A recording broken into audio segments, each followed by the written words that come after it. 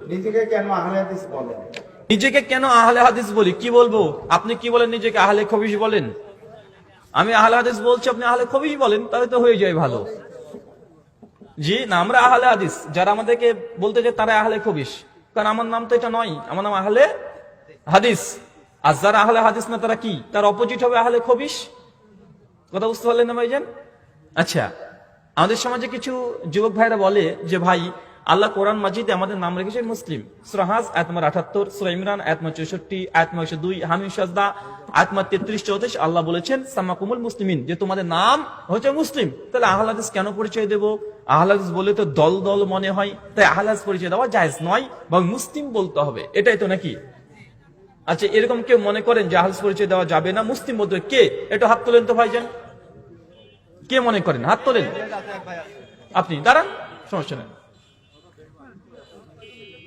মানে আপনি মনে করেন যে আহলে পরিচয় দেওয়া উচিত নয়, বরং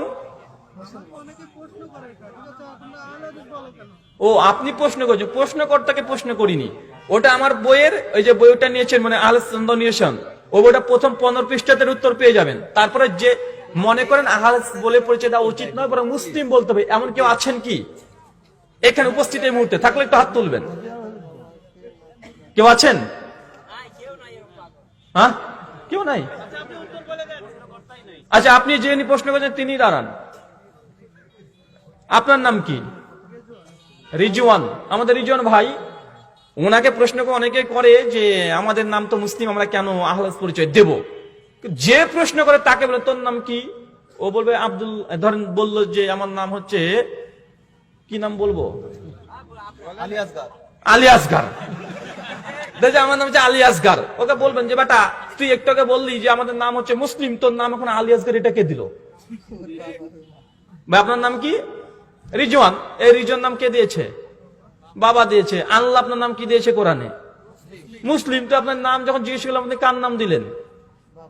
বাপ মা দেওয়া নাম দিয়ে নাম পরিচয় দিলেন, আল্লাহর নামে তো পরিচয় দিলাম না। তার মানে বোঝা গেল যে আমরা আল্লাহ দেওয়ার নামের পরিবর্তে অন্য নাম আমরা প্রত্যেকে রাখি। রাখি কি রাখি না? আমরা রাখি। আর এটাতে কোনো ব্যক্তি সত্তার পার্থক্য হয় না। হয় ভাই, আপনি মুসলিম, আপনি মুমিন না? আল্লাহ কোরআনে বলছে কদ আফলাহাল মুমিনুন। আল্লাহ কোরআনে আমাদের নাম মুমিন রেখেছে কি রাখে নাই? আল্লাহ কোরআনে আমাদের নাম হিজবুল্লাহ রেখেছে কি রেখে নাই? মানে আল্লাহ কোরআনে আমাদের অনেক নাম রেখেছে। মনে রাখবেন, ভালো জিনিসের নাম অনেক বেশি হয়। যেন আল্লাহর কোরআন মাজিদ একটাই। কোরআনের নাম কয়টা? কোরআনুল করিম, কোরআনুল হাকিম, কোরআনকে ফুরকান বলা হয়, কোরআনকে নূর বলা হয়। আছে না নাই? কথা বলেন।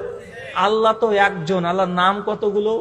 আর রহমান, আর রাহিম, আল করিম, আল হাকিম, আল আজিজ, আল কুদ্দুস। আছে না নাই? কথা বলেন।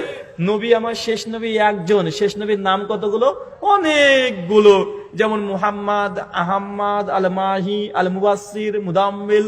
আছে না নাই? কথা বলেন। তো ভালো জিনিসের নাম সবগুলো বেশি থাকে। নাম থাকলে দল আলাদা হয়ে যায় না, নাম থাকলে আলাদা হয়ে যায় না, বরং আমরা মুসলিম, আমাদের মানহাজ আহলুল হাদিস। আহলে হাদিস এটা নাম না, এটা গুণ। এটা কি? এটা গুণ, এটা বৈশিষ্ট্য। শুকরিয়া।